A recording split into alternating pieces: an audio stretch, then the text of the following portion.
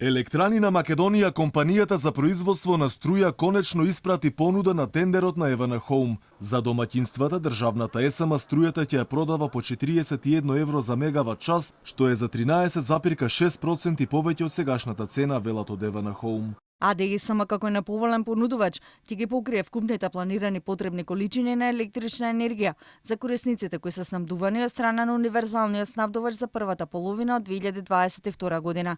Добиената купопродажна цена е за 13,6% повисока од претходната, која беше добиена на последниот тендер на универзалниот снабдувач.